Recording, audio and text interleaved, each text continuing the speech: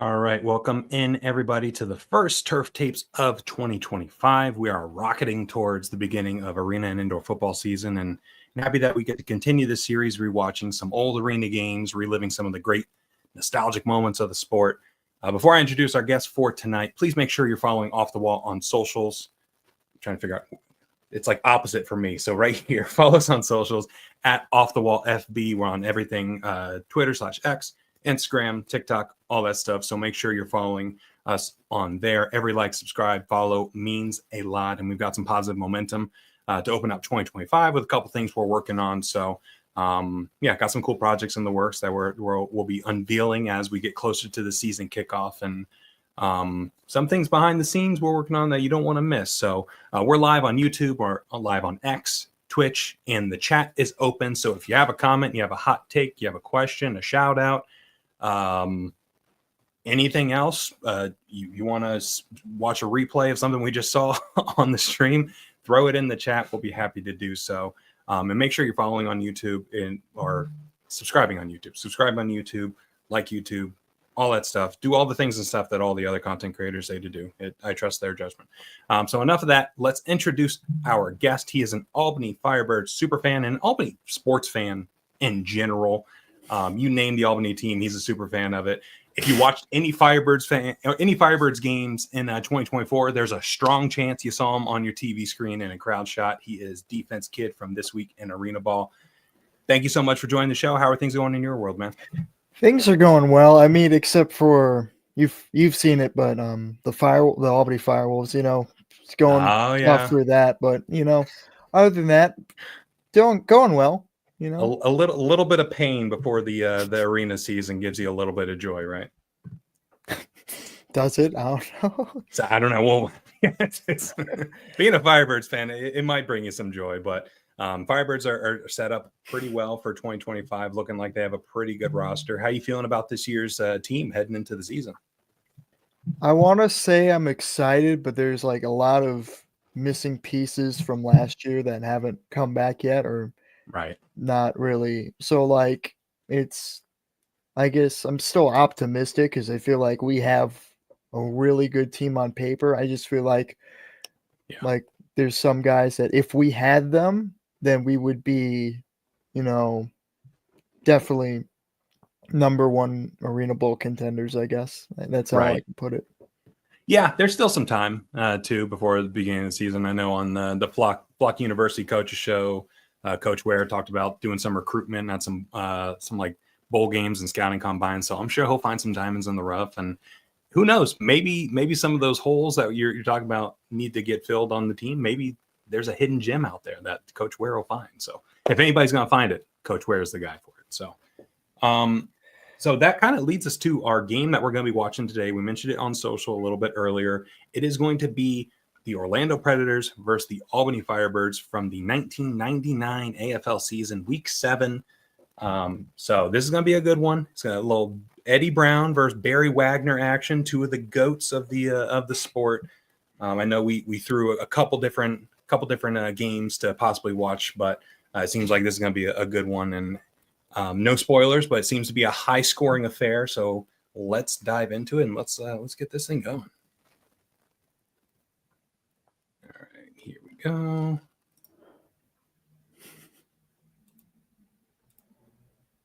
Oh, beautiful. Look at that. Here we go. What an opening shot, too, by the way. Yeah. Wagner and Brown back to back. This rocks. Do we get a little volume here? A mirror image of greatness. If you didn't know better, you might think you're watching the same player. Their careers and numbers almost mirror each other the past 5 seasons. They're currently dead even in career touchdown receptions with one. Yeah, these two guys were the guys in the 90s. They were unbelievably good. I mean, this intro goes hard too. Right? I'm hoping Albany brings back the fire. Is it Firebird red or orange? It's orange, right? The burnt orange. I just say burnt orange, but yeah, I hope that they bring back this kind of jersey I'm wearing. The custom one, yeah.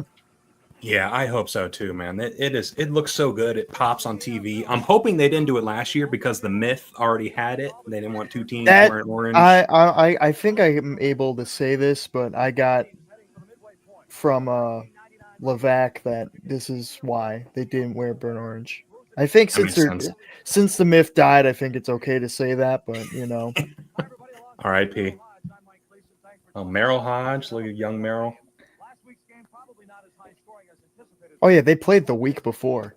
Yeah, I was looking at the schedule here. That's crazy. They went in Orlando one week and then in Albany the very next week. I mean, you get a lot of that at least in the NLL with the Right. Firewolves because I feel like there's a lot of times where that happens. Like next week, we play Colorado in that league, and then we play them in Colorado, and then we play them at home the week after. So okay. very, very similar, I guess, in that sort of thing. Yeah, it's like a home and home. Then series. again, I think we do Makes play sense. Orlando back to back this year too. So yeah, so we're just watching history repeat itself.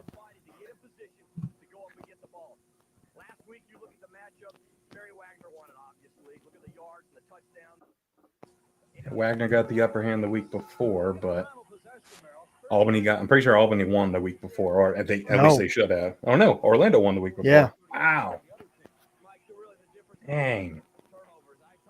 Time of possession was crazy. That is insane. I mean, the turnovers killed them. I mean, that game's down on YouTube, but just going off of that stat line, that's like, yeah, that's a game they should have won but didn't. That sounds very familiar. Yeah, right. Hey, Jay. Jay Jones. Right. Look at him. Is this the same arena from back then, or is the MVP arena newer? Same arena. Really? Wow, okay. Yeah. It's been... Actually, Firebirds played the year it was open in 1990. So, Firebirds are basically a little younger than the arena because the Patroons, their basketball team, when they moved to the Armory, there's Pulowski. There's my man. There he is. Woo. But was it the Patroons? They were really good in the 80s, and then they moved them to the arena and just couldn't get the support they could in like a 4,500 seat building. Come on, Mike. Tim Brown, Eddie Brown. This is related? Tim Brown? No, I don't think so. But this is an absurd offense. That's a good lineup. Hey, Volvo. Goat himself, Conmore Brown, Hall of Famer. It is just stacked. The amount of talent was on this 99 team. And this is before the Arena Bowl. Right, yeah. Yeah.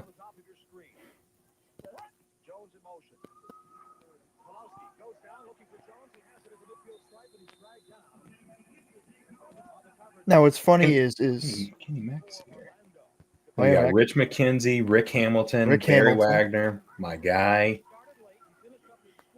Then we got Kenny McIntyre in the secondary. Unbelievable. Kenny McIntyre was so much fun. I wonder if he's in like Road to Glory or not. I know Barry Wagner was up to like 05. I checked, but I don't know. I think McIntyre should be. Like Greg Hopkins was still in the league by then. Yeah, I think McIntyre was in the league till like probably 09. Oh, 08, 09. He played late. Ooh. Yeah, he played a long time. Long time. Pulowski's taking pressure here. Pretty sure McIntyre is the career leader in... Oh, no. McIntyre played till 2012. He played from 98 to 2012. Jeez. Played 14 years in ArenaBall. I mean, that's not Aaron Garcia numbers, but for a guy that's not a quarterback, like that is a long career in this league. Yeah. 97 interceptions, 20 returned for touchdowns. Oh! That's incredible. He's got a 1 in 5 chance. 1 in 5 chance of returning it for a touchdown. Now, what's funny is I put on Twitter that I would be getting a World of Football-esque Firebirds memorabilia section. Yes. And what I found was I have media guides and programs. This is the program from the game. Oh, let's go. From this exact game. Yep. Wow, look at that. Pretty sure it is this one. Yeah, June 7th. Yeah. So I checked. I What read a it pull. before. Well, a lot of it's from my grandpa. Oh, Pulaski got big hit. wrecked. Yeah. Wow. But it's pretty much from my grandpa who used to work with the team in the 90s. Oh, that's awesome. I mean, he was pretty much kind of a jack of all trades, not really, but he was the original Booster Club president. Oh, okay. He was team photographer. We had there's like a poster. I couldn't take those off the wall for this, but he took one of the pictures on there. Oh, I forgot the one thing I was trying to remember. But regardless, I do have a bunch of the stuff on my floor just sitting there. Let's go. We'll dig. Oh, there we go, Greg. First study. Yeah. Greg Hopkins. Look at him go. There's a weird factoid with him that I don't know if I could say on here, but it's in I don't know if you've heard of War on the Floor by Jeff Foley. Basically, that book is like a reporter for the Times-Union, which is a newspaper in Albany.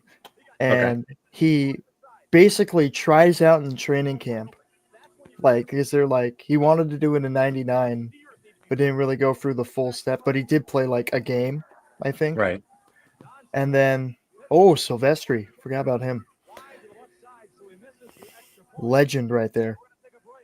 Anyways, basically the year after, he basically went through what it was like to be a Firebird. That's pretty cool. And he did get one reception, and it's a good book. And I feel like a lot of people. I didn't even know that was a thing. Yeah, I'll have to check that out. Yeah, I'll have to grab it. That's the one thing I forgot. Come on, defense kid. You got to do better. No, you don't have to get it. Yeah, I'm reading the little synopsis here on Google Books. It's pretty funny. Said he has no athletic ability whatsoever. There it is, right here. I mean, oh, that's great. And my grandpa is mentioned in the book in like the acknowledgments. So. Oh, nice. That's cool. He does know him, so. It says he began with no athletic ability. His pass catching skills were so bad that he was told he couldn't catch a cold if he were butt naked.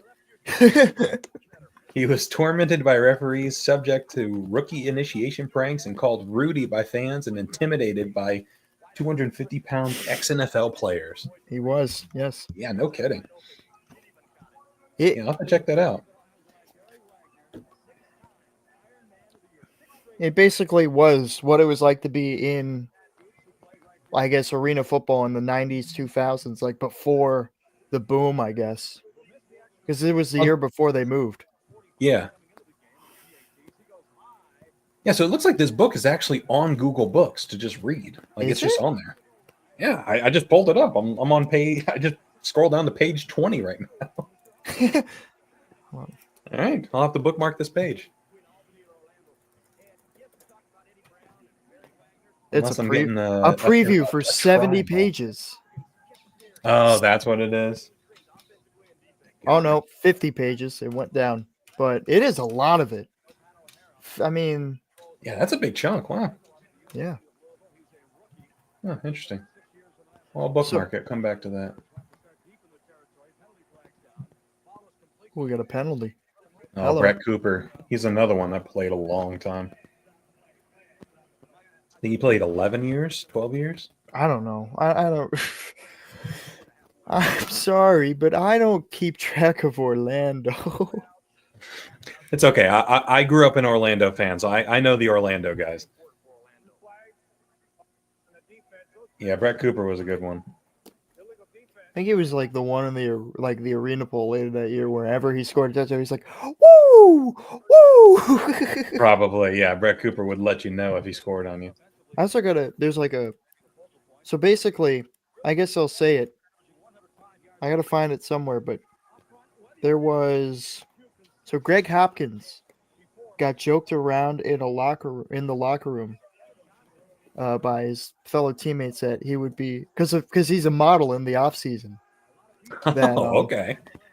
That he would fit well in a certain type of film that I will not reiterate on. Fair, yes. He then goes ahead and is in said film that I will not reiterate on. Oh no. So it is like that is one of the tidbits that you but Derek Stingley, GOAT, yeah. Oh. Dude, his kid's in the NFL. No way, dude. Yeah. Yes, sir. That's him.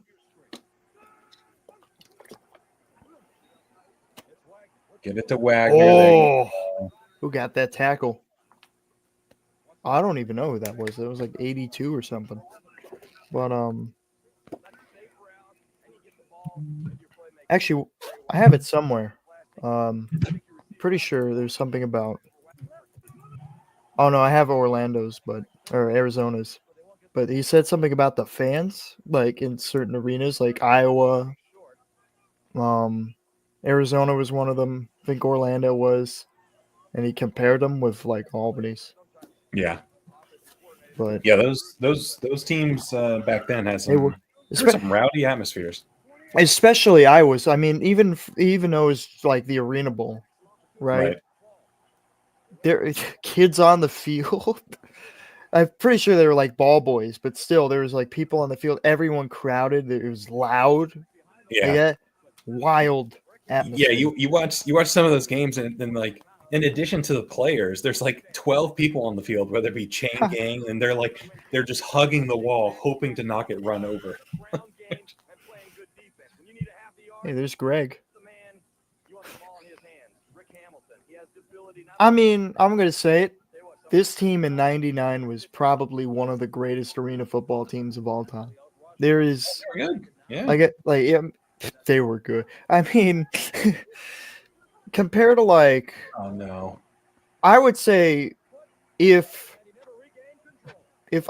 like everyone stayed on this current team for like none of the players went to the UFL, they re-signed everyone, right? I think that team could have rivaled this team, but now I think this team would still win against like current AF1 Firebirds.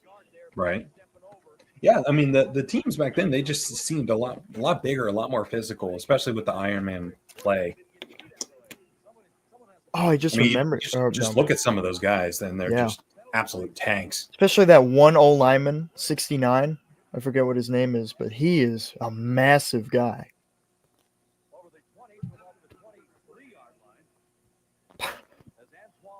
So,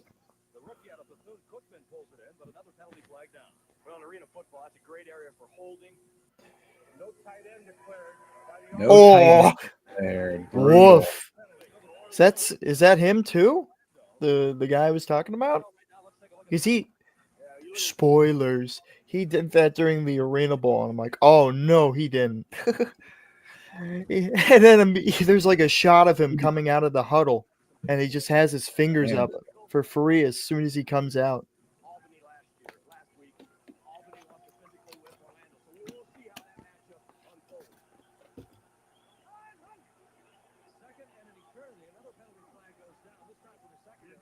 Cooper again. Second in eternity. Oh, there he is. Yeah, there's 69. Is that McIntyre next to him too, or? Yeah, McIntyre 28 next to him. I like those Predators jerseys too. Like it's got the little claw marks. That's a neat little. They had them. They had them 2 years ago in the NAL, but when they got the new jerseys, they got rid of them. Yeah. But I mean, they looked nice.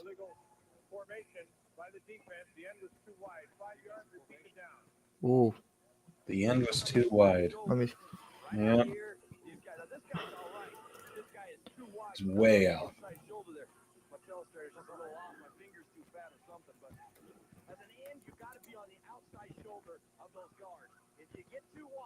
One thing about Browning Nagel, it seems like every single drop back, he's almost falling. It's like, what? that's half of your job is dropping back and not falling.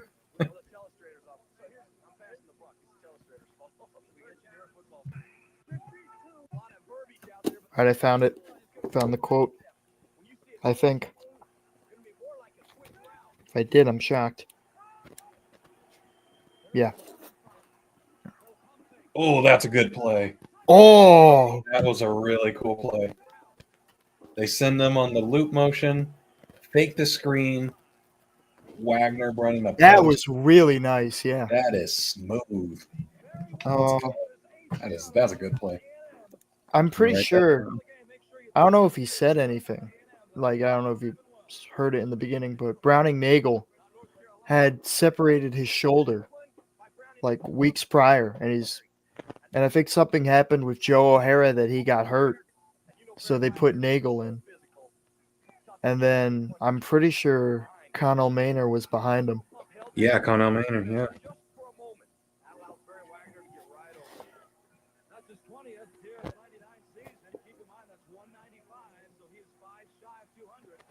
Screen. Yeah, I'm gonna have to use that one for a post. That was very cool. Oh yeah, he does. Yeah. So I found the Pulowski quote about the fans in different areas. Yeah, lay it on us. So he just said Orlando froze Starbursts, like the candies. Iowa froze Petties. Somewhere they throw M&Ms, but they all throw something different. It seems you have crap bouncing around you at all times when you're out there. You're a target. I think it's like fans throwing stuff at them, but so that's crazy.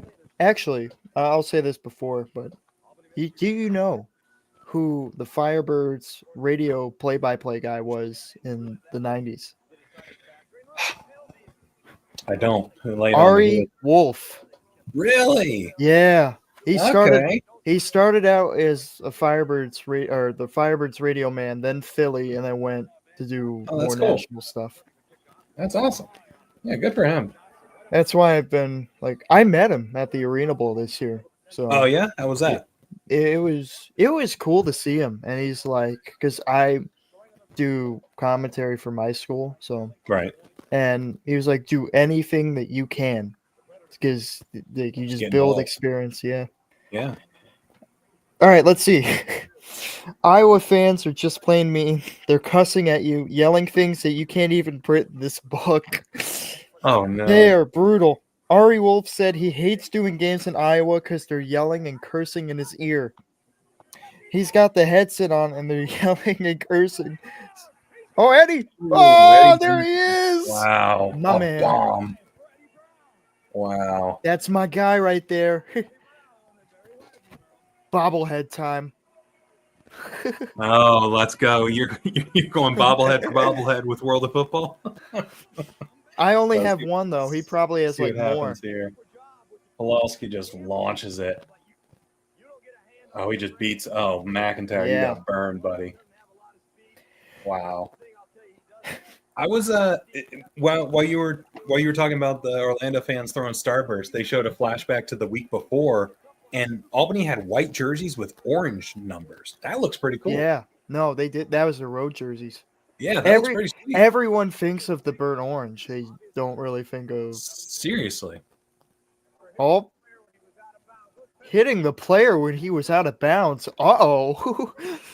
Was that McIntyre? That extra push at the end? Yeah, personal foul, I think. That was what Merrill said. So they're yelling and cursing, saying everything behind him the whole game, trying to disrupt his broadcast. That's just that egocentric about Iowa. This is our place. That's it. That's all we do. Tim Capper checking in here. Hey, Tim. Even though Knickerbocker Arena was basically a plain Jane arena, it was amazing to see a game there during the 90s. It was loud. Concrete dome. Yeah. All right, let's see. So the fans in Arizona are great fans. They yell at you, but they don't get personal generally. They're loud as hell. They've got these little clicker things and it sounds like, and then did you ever watch Predator? And he trills his tongue, sounding like a cricket on a hot summer night. It sounds just like that. just like the noise from Predator, except you've got 16 or 17,000 fans using them at the same time. It is dumb how loud it is in that place, so they're great fans. Yeah, no kidding. And then he says about Albany that our fans are great. I don't know how they are to opposing teams, but there's one guy who gets drunk and sits behind me and abuses me all the time. Oh, you effing suck. You know, all this stuff. Surprise right onside. Surprise onside. Oh! They recovered. Surprise onside. And then Daly probably takes the brunt of the abuse. They kill him, especially my first year. Me and Coach Daly were out here, and we'd laugh at all the stuff people were saying about us. And they yell at him from behind after I throw touchdown passes. And they're saying, we love Mike Perez. Let me see. This was after, like, New York fans in New York City, because they played a preseason game down there. They were just laughing. There's one guy who literally sits behind us, and there was one occasion where he was just bashing us. We're winning the game, and I'm throwing touchdown passes. You suck. Blah, blah. Oh, we got a big man down here. Big man TD? Yeah. Uh-oh. Sneaks out. The right guard sneaks out right there. Oh, yeah. Oh, by himself. Yeah. Woo. That's all right. Good. Hello. BJ Cohen, big boy. Hopkins couldn't handle it anymore. He turns around and fires a water bottle. He hits the guy square in the chest. I mean, he was being that personal, that abusive. The guy sat down. His wife said, "Thank you." She knew it too. But other than the occasional guy, our fans here are fantastic. They are exceptional. They are great arena fans. They know how to play the game, and they know how to be a part of the game. That's awesome. It is just this is why, I mean, back in the 90s, I mean, obviously I wasn't there, but these fans just love the game. Right. Like, the Patroons were gone by then, so that was their one national sport for like a couple years, I should say. Not weeks. And then that makes sense, because like in Albany, respectfully, there was not a ton to do. Like, so there still isn't, according to some news reporters. According to that, yeah. It makes sense for them to fill that void, and that's part of the reason why like the Arizona Rattlers fan base got so diehard over the years. Because think about it, they were founded before the Diamondbacks were in town. The Cardinals, I think they were right. No, they might have been right after the Cardinals. I think they were right around the same time, but like they got in right before a bunch of other sports teams got in. So a lot of the folks that were wanting to escape the summer heat of Arizona, go inside and watch football. Yeah, that checks a bunch of boxes for people. So it made a ton of sense. So I think arena football it can thrive in these smaller markets if they do it the right way. Yeah. It's like a lot of people clamor for like Chicago Rush, the this, the that. It's like, that would be cool, but Chicago's almost too big of a market. Yeah. In my opinion, for arena football. It's almost too big. So for the fans at home, this is completely unrelated, and especially to my good friend Zach Kalman, I have a drink. This is from the fine establishment of Stewart's. Not sponsored by any of us. It is Blue Raspberry Refresher, and it has way too much sugar than you need. So classic. Yeah, it looks like it. Jeez. Love this stuff. Tim's asking a question here. He says, Nagel's wearing a Hall of Fame game patch on his uniform. Was this the Hall of Fame game? Oh, I would have no idea. I don't know how to answer that. I don't think so. It was week 7 of 99. So I would imagine that's like a before the season type of thing. So I mean, Tim, you probably would have a better idea than we would. There would probably have to be a closer look on it again too, because I think something happens to Nagel later on, but I think something happens to him, but I don't remember. But I also don't really see it on any of the Firebirds either. So Man, let's just go back. We're at 30-23. Let's go back. Oh, wait, there is something on this. Yeah, right here. Yeah. It's right there. You can't, unless it like moves, like the score bug. Yeah, it's right there. Yeah. Look at that. Nobody else has it. Huh. Good That's catch, sweet. Tim. Good catch. There we go. Huh. All right, let's get back to where we were. There we go. Oh, that was rifled. McIntyre and Brown. What a matchup. This was right at the beginning of McIntyre's career too, and a little closer to the end of it, Brown's. Yeah, Eddie had a couple more years, but in like Albany, he had not that many yet. Anyway. Yeah, it was towards the tail end for sure, but yeah, he still had some. He was his 99. I think he played till like 04, 03. 03. 03, yeah. Yeah, so he had 4 more years. I guess it's closer to the middle. Pulowski? Ooh. Yeah. Oh, he's still going. What a my man. Luke. Let's go back here. My man. Look at the sidestep here. He tucks. Oh, he had open room in front of him. Juked him. Oh, Brett Cooper, you can't let him do that. Still going. He had a. Brett, can't be doing that, man. All right, so I now have pins. We're going. I got my Flock Sport pin that I got sometime at the ArenaBall, I think. There you go. I had it. Spoiler. 99 World Championship pin came with a bumper sticker and a pennant, which is on my wall. Let's go. Love that. Yeah, World of Football checking in here. Classic AFL looks. Love it. Yes, sir. Yes, indeed. Welcome, Adam Randy. I do have a ton of stuff. I did say ask, and I'm going to try to display as much as I can. Yeah, World of Football. You've been put on notice. Defense Kid is packing his memorabilia, so we're gonna go memorabilia for memorabilia here.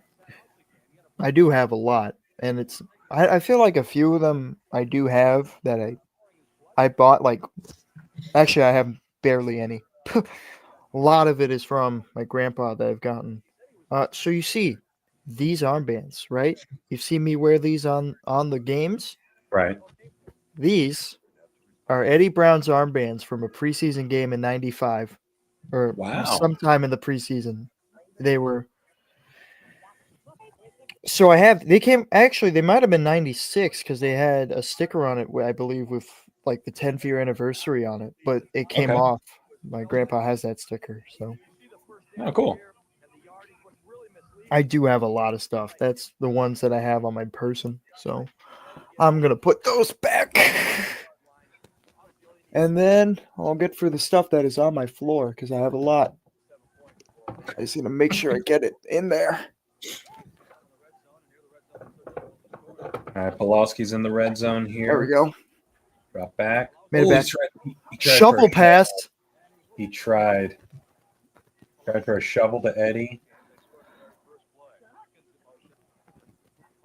Wow, Hopkins with a very blatant pick. He didn't even try to hide it. I was thinking of something and I forgot it. Oh, but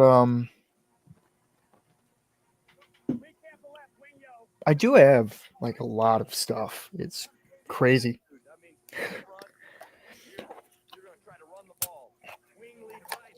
Well, if you're just joining us, welcome. This is the Turf Tapes. We're with Defense Kid, Albany Firebirds, super fan. We're watching Orlando Predators versus Albany Firebirds from the 1999 season, Week 7. There's like a Barry Wagner versus Eddie Brown matchup, two of the greatest arena football players of all time. So I figured this would be a good one to throw on and talk shop. So if you're watching YouTube, X, Twitch, any of that stuff, got a comment, got a question, got a observation, hot take, spill it. We'll share it. We'll talk about it. Yeah, so welcome in. So was this the next game?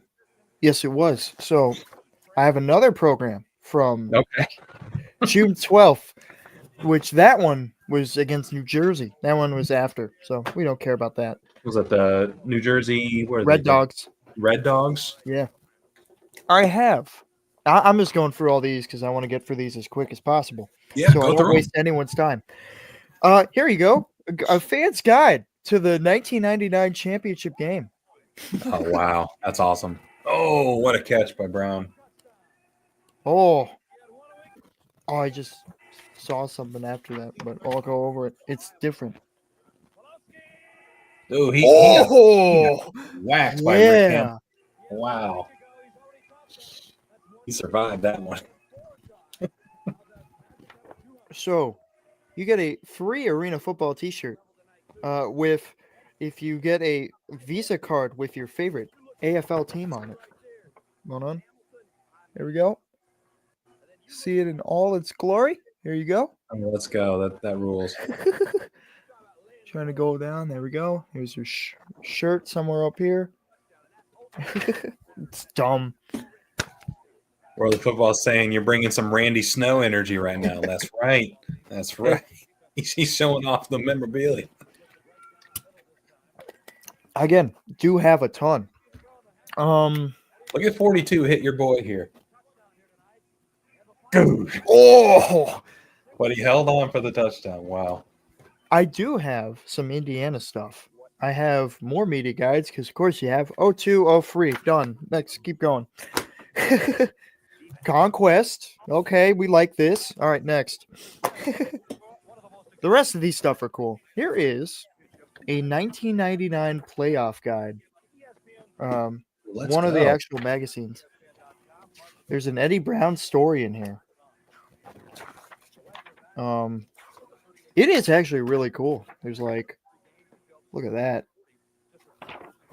That's not the story.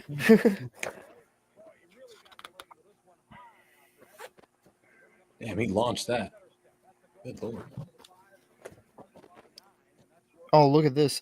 Hey, look for officially licensed Arena Football League. Oh, this is just all the teams. I thought it was ArenaBall stuff. Never mind. I was going to show it, but now I'm not.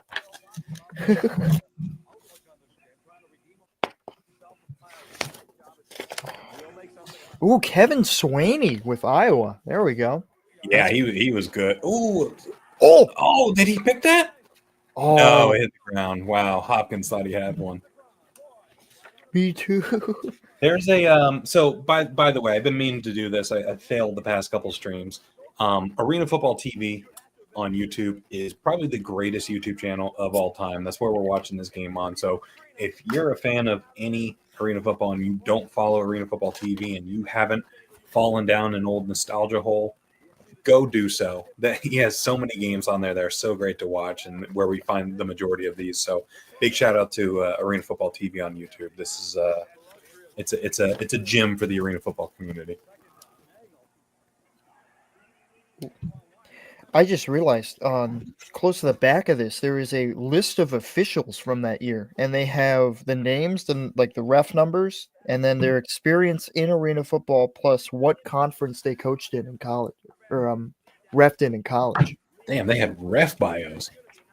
It's just that, but there's like still that's like there's some guys here a lot of in-depth information, a lot of info.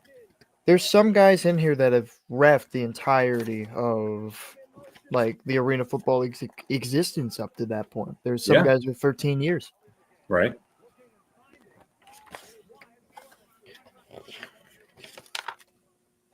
What was that? These I didn't see it.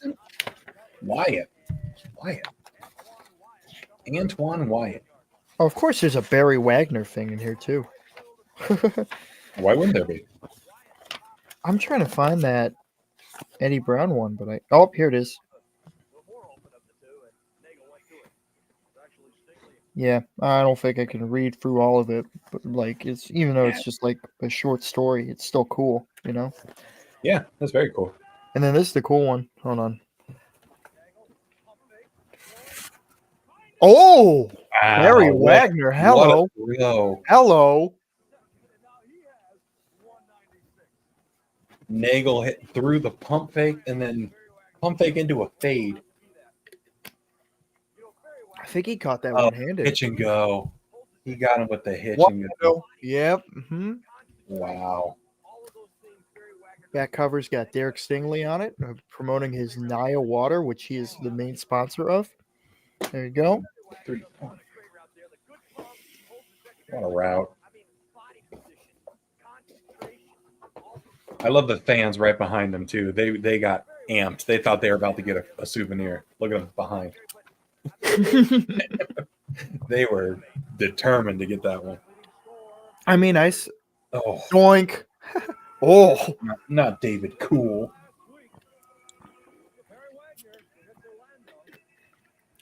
David Cool might be one of the best kicker names of all time. Yeah. David Cool. Here's a fun one. Playoff media guide from that year. Look at this. Yeah, I mean, all this stuff is cool. And there's like actual like articles that they copied and put in here, including one about the NFL coming in, which did not go well.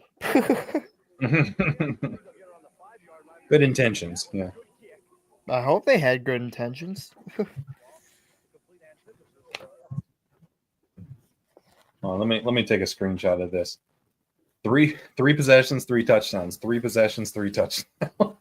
Hey, congrats on getting more yards, guys. That's pretty cool. This is a good screenshot. This is what arena football is all about right here. Yep.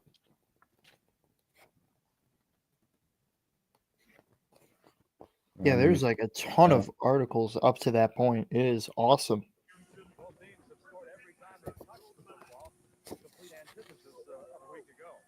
Wow, this is weird.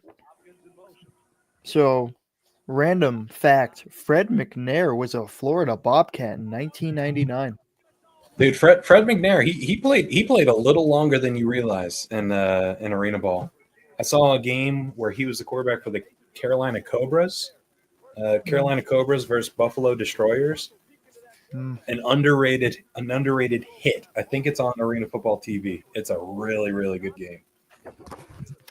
And one more thing, this actually comes after that year. I'm pretty sure a lot of people actually might have this. Record fact book. Yeah, this just has every fact and record, I believe, in anything. So up to that point, like the end of this year. Yeah, every one, you know. It is like, so let's say I go to a random page, I'll probably find something about any Firebird. Most first downs in the game up to like 99. We have 23 for Tampa Bay at Detroit, 1993, and then Orlando at Albany, 1999. So this game, it could have been. I mean, it could also. It had to be this game. It also does. I don't know when this was actually, because it's 2000. Nice catch, Greg. Huh. I would have to see if. Yeah, this was the only game. No, well, they besides the Arena Bowl, this is the only game in Albany. Yeah. Yeah, wow. So it had to be this one. Huh. Either that or the Arena Bowl, but I don't remember. You know. Yeah, maybe. So next, I have not one, not two. Real quick, it was the Arena Bowl. I just pulled up the box score on arenafan.com. Shout out. Whoa, to Tim. hey. Orlando had 23 first downs. Albany had 22 in that game. Oh, it was just an absolute slugfest. The other one with 22 was Albany at Orlando, which would have been during the regular season. So it would have been the week prior. Yeah, they were just throwing haymakers at each other all season, huh? So here we go. This is Empire related because I don't got anything else to show. I got 1, 2, 3, 4 foam fingers. Let's go. This is all the stuff I have, folks. The old Albany Empire. Yeah, don't ask who has the name now. Anyways, who cares about him? Who cares about that guy? So were you going to Empire games too? When did you first start going to like Albany arena football games? When the team first came here, 2018. When the first came back, yeah. Yeah. I've only missed one game since then. I've been here. The only reason why I missed that one game is because shoved by whoever that was because I had a Little League game the same time that day, so I missed it. No. But this was also before I really cared about like arena football, I guess. To this level. It would have been like before you got heavily invested, yeah. It would have been NAL days where I got it. Like it would have been 21 right after this, I got to bring it up now because my grandfather was also the man himself, this guy right here in the 90s. Oh, so your grandpa was the original defense guy. Yeah, he was. Him, and then he has one hat. Oh, jeez. Okay, Van Johnson, what did you do? I missed it. Look at this. They bit on the play fake so badly. Blown coverage. Yeah, nine bit on the play fake, and we got one DB covering two guys. Look at him. He bit badly. That's how you do it right there. Yeah. I mean, I guess Alec checking in here, sold out for the run. He certainly did. He got burned. I guess one of like the big things is I think this is true, but Mike Pawlowski is one of the smartest quarterbacks. Like really smart quarterback because he wanted to be be a lawyer or something, like kind of or at least had like an intent of being a lawyer. And he ultimately, I think there's like a little video about his time in the Arena Football League through Miami and San Jose and Albany. Mm-hmm. But he was actually really smart for a quarterback and like just as an actual like person, Yeah. What we got now? I'll just show these off. You tell me. You're unloading the clip on us. I am. Hold on. I'll bring out the Empire gloves that I used to wear for a good chunk of time before the team folded. They're just all crumpled up. Before everything was not okay. Yeah, before the not okay times, there was a team called the Albany Empire, and they won championships. So I won't put them on, but there you go. I got these from. Is the box? Is it? Yeah, I'm pretty sure. Oh, hello. That would have been a rouge in today's rouge. Game. Oh, we got a flag. They're gonna say he was 5 yards. He wasn't there, and you hit my boy Barry a little too hard. Not allowed. Hey, 1 point guy. Oh, what do you mean? Oh wait, hey, if this was a 1 point, it would be a normal game now. Oh wait, they missed the field goal. I'm sorry. Oh, he got him, man. What was it, Ben? Illegal contact. Oh, he must have broke the halo. I think there's like a 5-yard halo. There was, but yeah, he must have broke the halo. All right, let's go through all the hats I have. Oh, jeez. I'm running through first half, and then I'll stop. Yeah, I'm a big fan of the hat you got on. I see you wearing that one quite often. That's like a retro, original hat. It's from the 90s. That's very cool. That's awesome. This is the second hat I have of this, or I used to have. I lost the first one in 8th grade after on the last day of school. So I think they got rid of it somewhere, and so I don't know. But thankfully, I knew that my grandpa had one of these, so I basically kind of stole it from him. But he's like, "Yeah, you can have it." I'm like, "Yes." Oh yeah, let's go. Here we go, Albany Empire hat. I got this. This is one I actually did get at a game. New Era hat, 2018, with the foam finger, the one of them. The other three, my mom found at a garage sale. And there's like a ton of them, so she just scooped them up. Plus some t-shirts. Let's go, Mom. Let's go. Oh, Brownie Nagel under pressure. 49 was on him. Oh, I just realized Tim Capper would probably know who my grandpa is anyway. Yeah, he mentioned he would have been on Arena Fan. Yeah. He said, "Who is your grandfather?" So if you're comfortable saying it, cool. If not, that's fine too. I don't know. I I mean, I don't think you can also message Tim and let him know. Yeah, I mean, I might just drop it in the chat too, but no. Yeah, Here we go. Arena football hat. He got me this. I don't know where it's from. Was it one of the hats they made in like recently with any of the Lee Hutton or the old AFL store that they had for like afterwards? I was about to, I'd be surprised if anybody who ordered anything from that store got it. Do you guys want bootleg Stanley Cups? Yeah, right. Oh, we got an ArenaBall hat coming up. There you go.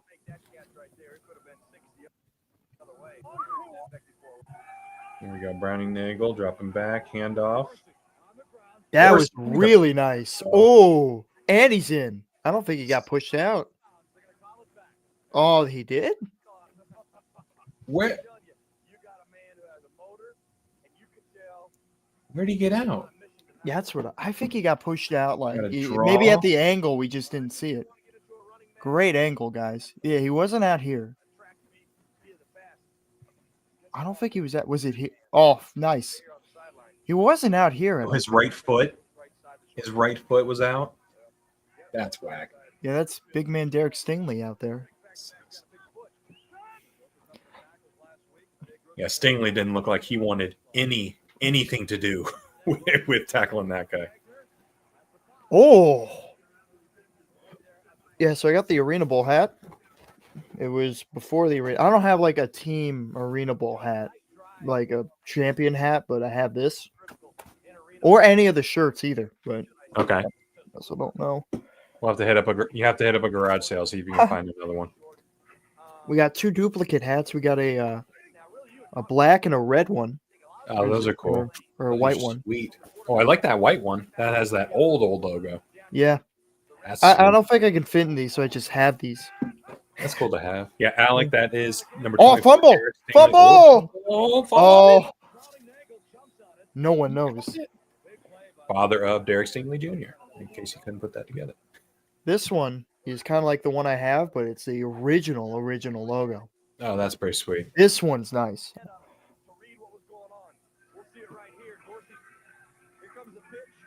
Oh, he just never caught it. He just never had a chance. Yeah, I'm pretty sure he does know. Capper knows. Yep. Yeah, they know. They know. Yeah. So I have Booster Club hat, because again. There you go. You got to support the cause. And there's all my hats. All right. All the other stuff's cool. I kind of want to get through these because I feel like it's getting kind of repetitive. Oh, stretched out. There you go, Barry. Slam by Barry. Barry's the guy. Hello. Look at him. You can't give him 8 yards of separation. You can't do it. God, he was so good. Was that Connell Maynor in 10? What is he doing out here? No. Connell was 10. Oh yeah, it looked like it. Looked like they got him running routes. Oh, a delay. Oh, that's slick. Actually,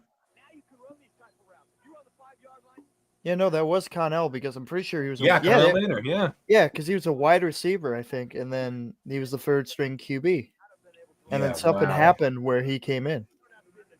That delay was slick. Sorry, I got to see it. One more time. Run it back. Snap the ball. He doesn't move, hesitates, buys about 5 yards of cushion. Wow. That's pretty sweet.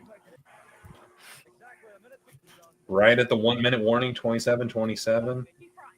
Woo.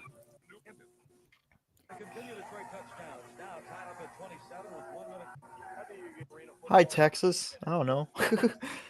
Yeah, Texas checking in. Ooh, another one. Oh. That was a pretty good kick. And they got it. They recovered it, but what did it go 10? It did. Wow, they recovered I think it went too. 12. Yeah, I think it went 12. That's funny. I just read what Capper put about your grandfather being his contact. That's funny. Small world. Yeah. No, I mean, makes sense. He would have been on Arena Fan too. So right. I'm not on Arena Fan, but I do have like an account on there. I just don't really use it. I do know I was real good at Pick'em this year. You'll have to see if they do that. Ooh. For, F1. I think they will. I think since it's all the same teams, I think they're gonna keep going with this one. But I don't know. Right. I mean, they did do the schedule release.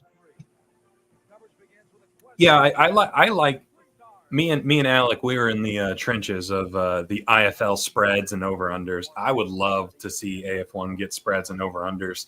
That would make it so much more exciting for me, at least. Because the pick'em, it's like, all right, you got Albany playing Washington. 99% of the people are probably going to pick Albany. So it's like, but if it's Albany minus 20, then it's like, okay, that kind of makes it a little more interesting. But I know there's a real lot close game between Wagner and Eddie. Oh yeah, look, I mean, similar yardage. They're very identical. Yeah, he just has more touchdowns. Anyways, if it's Albany or Washington, I'm going Albany. I don't blame you. Oh, Wagner! Oh, he didn't get it. But that is true. I don't know if I saw Tim at the ArenaBall, but then again, that was like six years ago or something, and I was a wee young lad. I think I did see him after the one. Yeah, I think I did see him after the Orlando Albany game, but it was like I didn't really get a chance to say hi. But I don't know. Pretty sure though. I think that's Les Moss. Yeah, Les Moss right behind there. For Albany or Orlando? Yeah, on behind right here. Look at Les Moss right there. Is that him?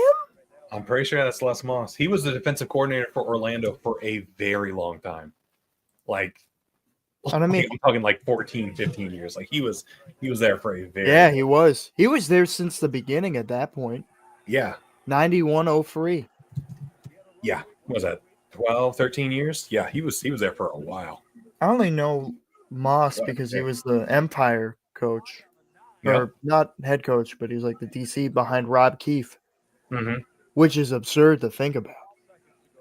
Yeah, I mean, well, they're reunited this year in the Bay Area in the IFL.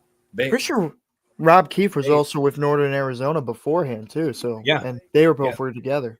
Yeah, they did. They just flipped roles. So in Albany, Keefe was head coach, Moss was assistant, associate assistant.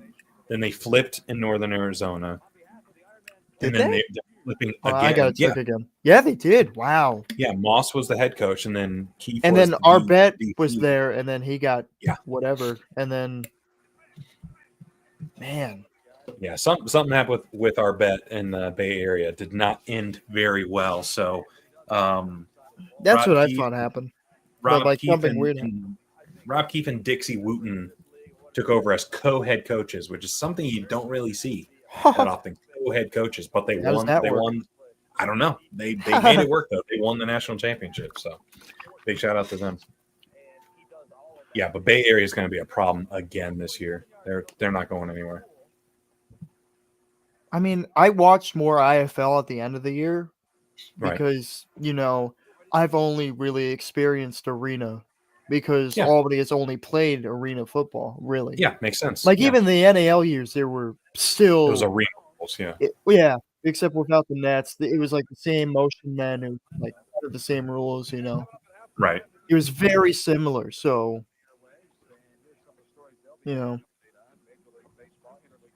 oh, I forget. Unrelated, but pretty sure this is the first year of MLB interleague play, so that's why they're like, "Oh, there's it. We gotta go." Yeah, exactly. They're leaning into it big time. Yeah, Alec, you're spot on here. The entire IFL West is stacked. The East is not great. There's some things to be desired. But yeah, the West is going to. Greg Hopkins, come on, man! You gotta catch the football. But Alec, send me a message on Twitter or Instagram. I want to get together with you and talk IFL preview on Off the Wall. So I left a comment on one of your videos, but reach out to me. Let's set something up. That'd be really fun. Is there any team in the IFL, like in the East, that's actually looking to be kind of contendery, or because I haven't really covered it really? Massachusetts is they're always good. They always stick around. Green Bay, it's gonna be tough. San Antonio's Western, right? Yeah, San Antonio's in the West. Yeah. I think Fisher's Freight's gonna be a lot better than people realize. Like they're gonna be pretty damn good. Quad City, Tulsa too. Yeah, Tulsa. Yeah, Tulsa's in the East. They're Yeah. barely in the East. But Quad City is an interesting one. Where Quad City, if they had a good quarterback last year, they would have won the East. But they just couldn't. And they got their quarterback now. They got Daquan Neal, right? Yeah. They got Daquan Neal. So it's just a matter of who can they bring back from last year to kind of replicate some of that success. So the East is definitely the weaker of the two conferences in the IFL, but there's some teams that can make some noise, especially if some folks get signed that we might get signed to certain teams like Tulsa or Green Bay. So we'll see what happens. 0-0-3 on the clock. 0.3 of a second. Oh, the Albany home cooking. Here we go. Deep ball. Oh. So I guess I could say this too, but this is from obviously my grandpa because he would have been there. But so Jeff Lutz, he was the Minnesota DC last year. Mm-hmm. So he and Pulowski played together during like this year, and like he got invited back to 2000. And what they would do during halftime is Pulowski and Eddie would be, or not Eddie, but Jeff Lutz would be in the end zone, right? Mm-hmm. And they would chuck the ball, and it would go through the uprights from the end zone. Oh, geez. So like 60 yards? Yeah. Clearing the field? And I mean, Jeff Lutz was a very hard passer. Like he was, I said it, he's like one of the best backup QBs in like arena football, or at least was. So anyways, happy halftime. Let's go for more stuff. Yeah, let's do it. Here we go. We got this is cool. We got mini helmets. First. Oh, love a mini. Spike logo.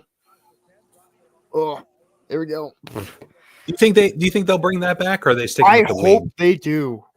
I felt like, I'm not gonna lie, the Spike logo is just I'm a nostalgia guy.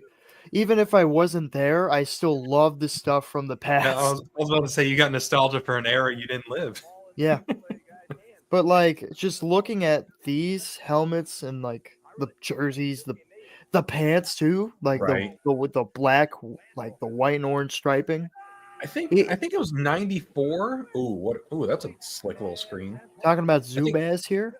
I think the 94 team, they had a white helmet, black jersey, white pants, and I thought the white helmet with the wing looked pretty good. Let me see if I can find a picture of it. Oh, you know what? You don't need it, because you know what I have? There you go. Mini helmet. That one, yes. It is a nice helmet. I just don't think they can really get the rights to use it. Yeah, that's a bummer. Now, I am going to pull, what's his name, Randy Snow? I'm sorry. Doing a Randy Snow here? Oh, World of Football, look out. Oh, let's go. You got the mini and the game used, 1990, first year. Game, who used it, do you know? I don't know.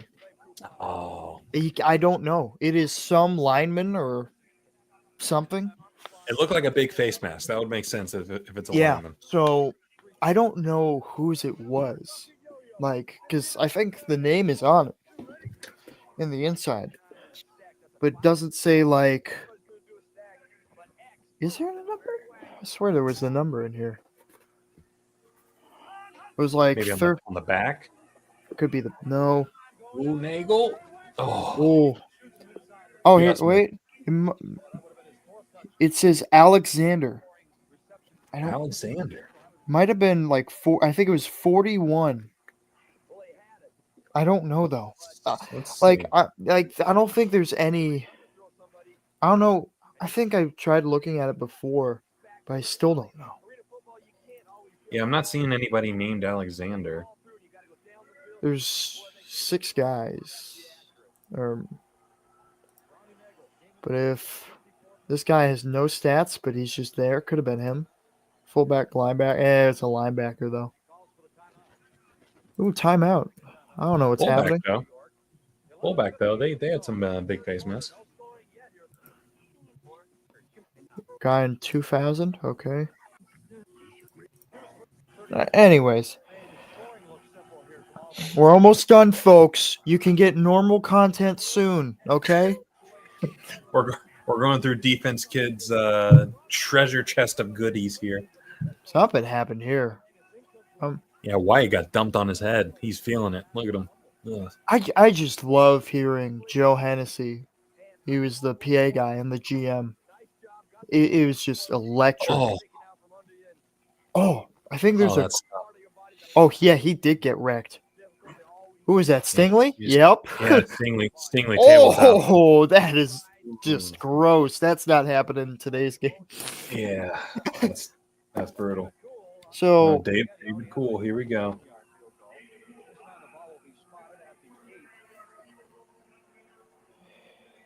So Joe Hennessy was a big person to get butts and seats in the crowd, right? And I mean, there's a quote in the book if I can try to find it, but he basically there's $1 million shot at I think at the All-Star game for the CBA. And they packed 8,000 people in a 4,500 seat arena. Jeez. Yeah. How'd they manage that? They did.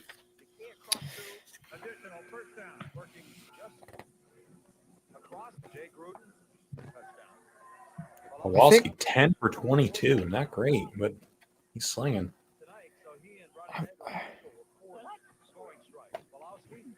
Ooh, pump fake bomb. Jeez.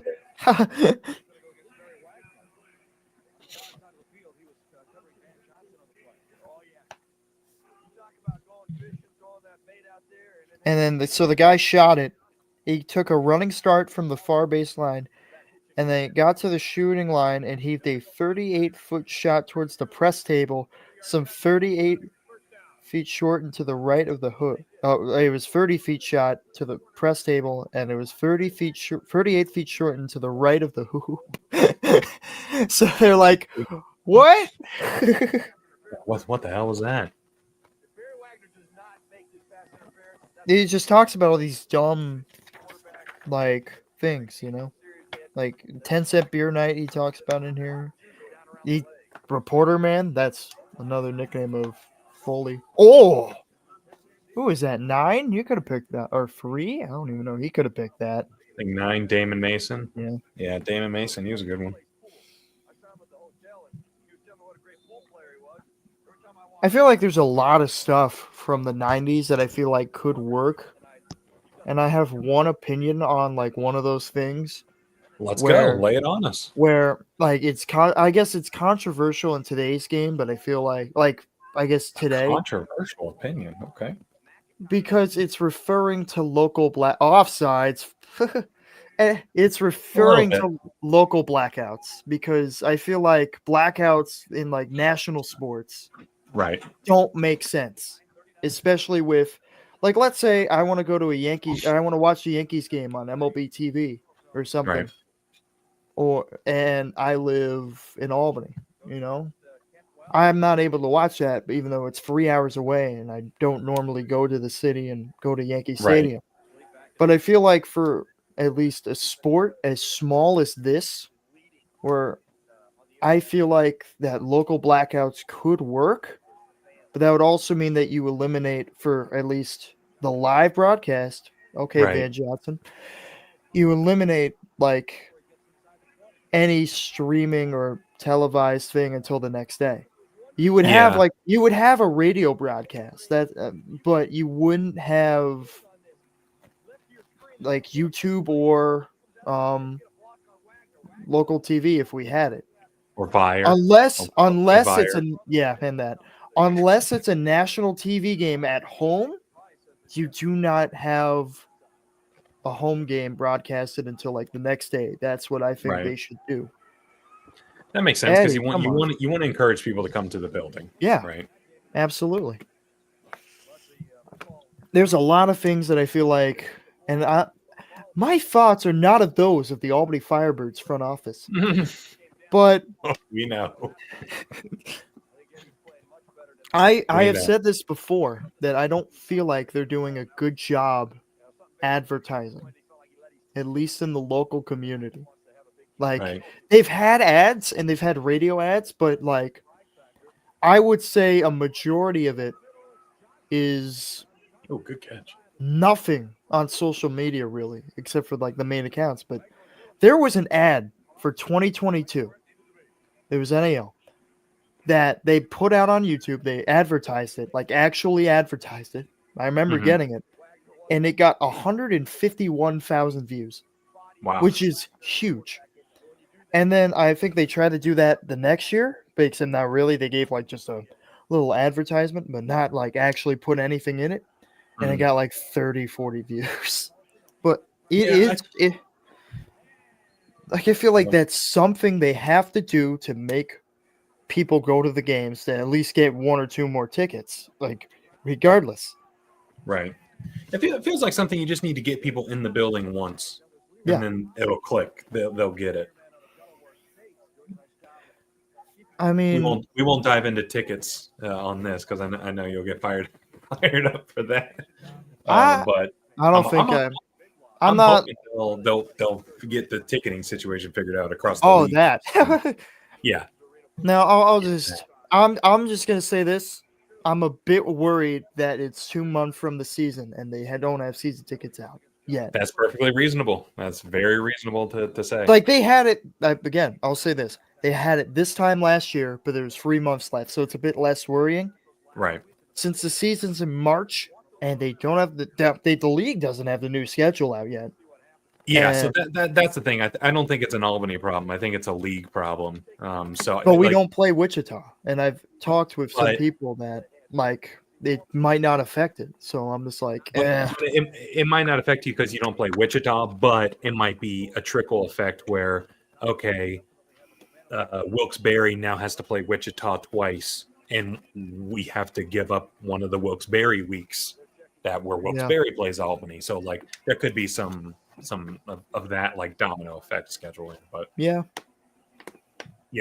I hope they can at least get it out soon, just because I'm getting kind of worried about that. They need to. Yeah, they honestly need to. It's like honestly, you look at Arizona, they haven't announced their arena yet.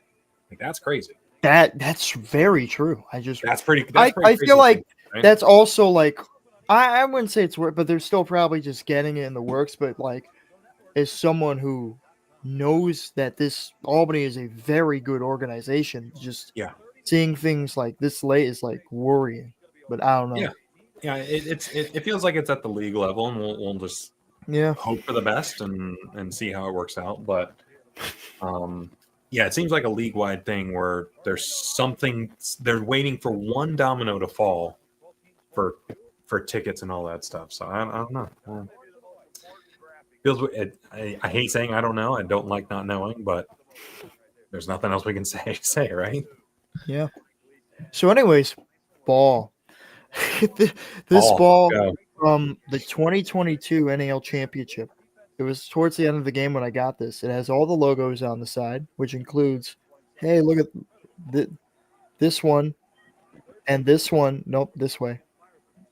Orlando, Jacksonville. And yeah. Was that Columbus Lions too? Yeah. Did I see that? Wow. Okay. It's pretty. All the teams still exist, so that's good. You know, like if there's one silver lining from 2020 or 2022 NALs, and all of these teams, except for the Empire, but you know the city still has a new team. All of the cities still have an arena football team with primarily the same ownership. So That's cool. That's great to see. I'm really hoping San Antonio does good this year. Maybe just because Manas has been there, and they had Castronova and all these other guys, but I'll tell you what, if that defense doesn't get better, they're not going to be well.